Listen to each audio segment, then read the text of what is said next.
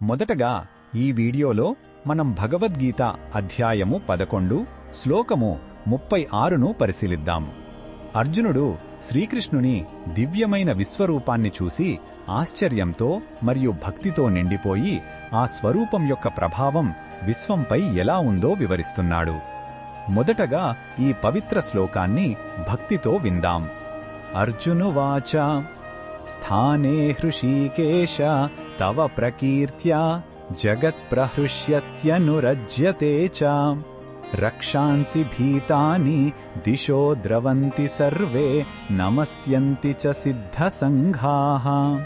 ఈ శ్లోకం అర్థం ఏమిటంటే, అర్జునుడు ఇలా అంటున్నాడు: ఓ హృషీకేశ, అంటే ఇంద్రియాలకు అధిపతి అయినవాడా, నీ మహిమను కీర్తించడం ద్వారా ఈ సమస్త జగత్తు ఆనందిస్తోంది మరియు నీ యందు అనురాగాన్ని పెంచుకుంటోంది.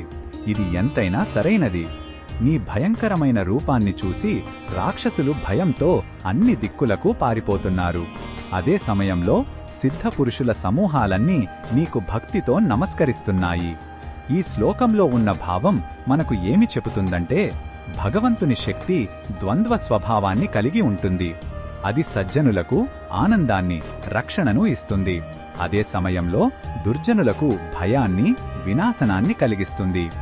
సత్యం యొక్క కాంతి ప్రసరించినప్పుడు ధర్మం ఆనందిస్తుంది, అధర్మం భయంతో పారిపోతుంది. దైవిక శక్తి యొక్క ప్రభావం సార్వత్రికమైనది మరియు అది ప్రతి ఒక్కరి గుణాన్ని బట్టి వారిపై విభిన్నంగా పనిచేస్తుంది.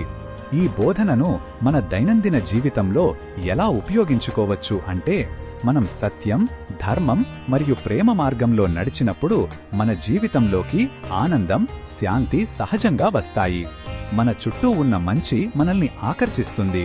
అదే మనం అబద్ధం, అధర్మం వైపు వెళితే మనసులో నిరంతరం భయం, ఆందోళన ఉంటాయి. కాబట్టి మన కర్మలను భగవంతునికి అనుగుణంగా మార్చుకుంటే రాక్షసుల వలె భయపడాల్సిన అవసరం ఉండదు. సిద్ధుల వలె భక్తితో, ఆనందంతో జీవించవచ్చు. మరిన్ని భగవద్గీత శ్లోకాల అర్థాన్ని తెలుసుకోవాలంటే మా తదుపరి వీడియోలను తప్పకుండా చూడండి.